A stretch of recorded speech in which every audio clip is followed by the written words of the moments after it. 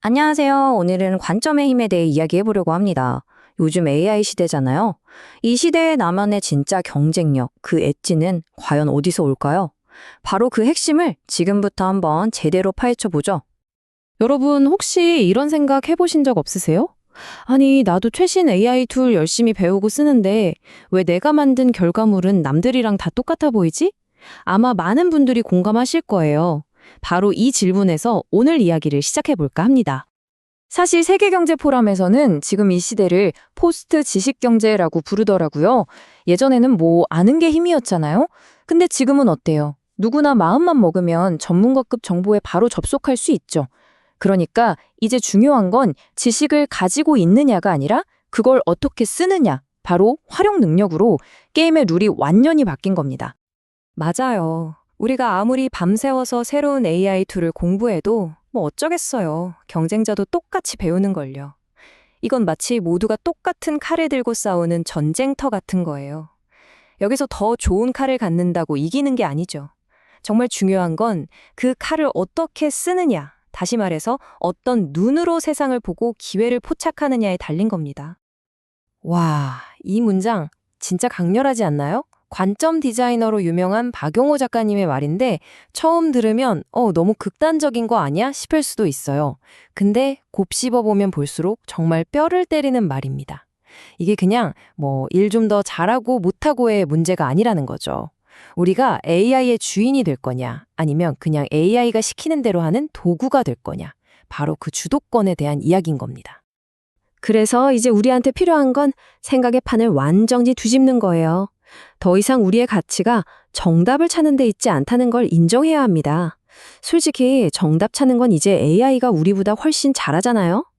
우리의 진짜 가치는, 진짜 경쟁력은 바로 어떤 질문을 던질 것인가를 정하는 능력, 바로 거기서 나오는 겁니다. 이 비유를 한번 보세요. 정말 기가 막히지 않나요? 똑같은 피아노 한 대가 있어도 누가 치느냐에 따라서 그냥 소음이 될 수도 있고 사람들을 울리는 명곡이 될 수도 있잖아요. AI도 똑같습니다. 완전히 똑같아요. 같은 AI를 쓰더라도 내가 어떤 질문을 던지느냐, 어떤 관점에서 접근하느냐에 따라서 그냥 그저 그런 답변이 나올 수도 있고 와! 하고 무릎을 탁 치게 만나는 그런 통찰이 나올 수도 있다는 거죠. 자, 그럼 이 개념을 실제 상황에 한번 대입해 볼까요? 아주 간단하고 또 아주 현실적인 문제예요. 우리 회사 매출이 10% 떨어졌습니다. 자, 이 숫자, 여러분이라면 이 상황을 어떻게 받아들이시겠어요? 보세요. 똑같이 매출이 10% 떨어졌다는 팩트 하나를 가지고도 질문을 어떻게 하느냐에 따라서 완전히 다른 세상이 열립니다. 첫 번째처럼 이건 실패다라고 단정 지으면 그냥 좌절만 남겠죠. 두 번째, 왜 10%를 잃었지? 라고 물으면 원인을 분석하고 해결책을 찾으려고 할 거고요. 그런데 세 번째 질문, 어떻게 우리는 90%를 지켜냈지? 이건 정말 대단한 질문이에요. 이건 우리의 강점이 뭔지 파고들어서 그걸 더 키울 기회를 찾는 거거든요. 결국 이겁니다. 질문 하나가 관점을 바꾸고 그 바뀐 관점이 우리의 다음 행동을 결정하는 거죠. 자, 지금까지는 개념에 대한 이야기였고요. 이제부터는 이 관점의 전환이라는 게 실제로 얼마나 엄청난 결과를 만들어내는지 정말 드라마 같은 두 가지 실화를 통해 한번 들여다보겠습니다. 때는 1991년입니다. 일본에서 사과로 가장 유명한 곳, 바로 아오모리현에 어마어마한 태풍이 들이닥칩니다. 이제 곧 수확해야 하는데 사과의 무려 90%가 다 떨어져 버린 거예요. 농부들 입장에서는 정말 하늘이 무너지는 그야말로 재앙이었겠죠. 모두가 땅에 떨어진 90%의 사과를 보면서 망연자실하고 있을 때였어요. 그때 한 젊은 농부가 완전히 다른 질문을 던집니다. 떨어진 사과는 어쩔 수 없고 저 모진 태풍을 견디고 아직도 나뭇가지에 붙어있는 저 10%의 사과는 대체 뭐지? 바로 잃어버린 90%가 아니라 기적적으로 남아있는 10%에 집중한 겁니다. 바로 이거예요. 그 농부는 이 사과들을 그냥 사과가 아니라 절대 떨어지지 않는 사과라고 새롭게 정의해버린 겁니다. 그리고는 여기에 합격 사과라는 기가 막힌 이름을 붙여서 시험 합격을 간절히 바라는 수험생들한테 팔기 시작했어요. 결과요? 말도 안 되는 일이 벌어졌죠. 태풍에 상처 입은 이 사과가요.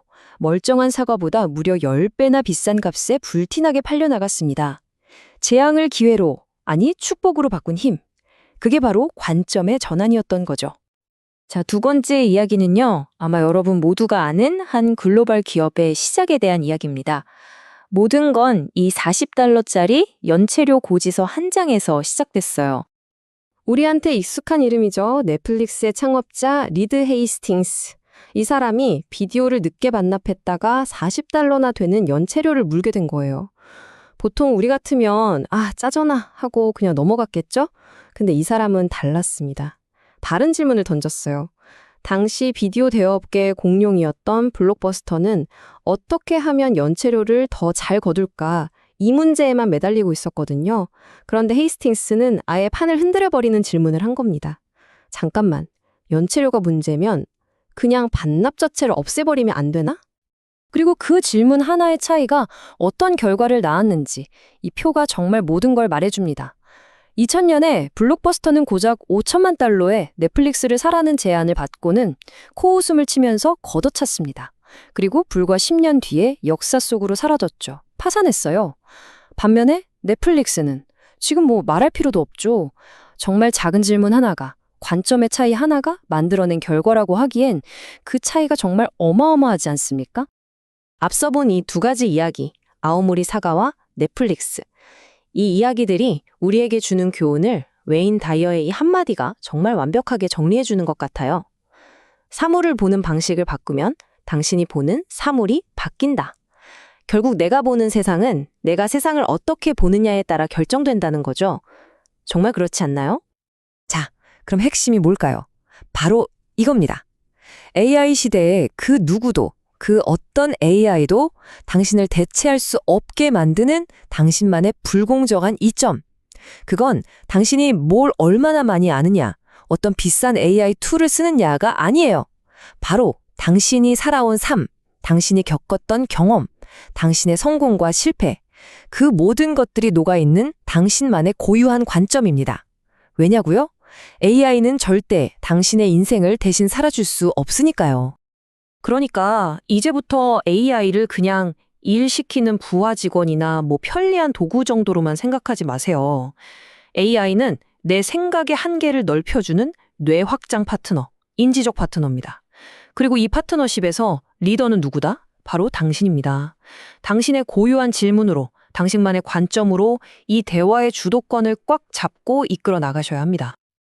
자, 오늘 이야기 이제 마무리할 시간인데요. 그냥 듣고 끝나는 게 아니라 여러분의 삶에 바로 적용해 볼 수 있는 질문 하나를 숙제처럼 남겨드릴게요. 오늘 밤에 자기 전에요. 딱 하나만 스스로에게 물어보세요. 내 일이나 내 인간관계 아니면 내 삶 전체에서 내가 너무나도 당연하게 생각했던 것들 중에 완전히 뒤집어서 볼 수 있는 건 뭘까? 이 질문이요, 어쩌면 여러분 인생의 합격 사과를, 여러분만의 넷플릭스를 찾아내는 아주 위대한 첫걸음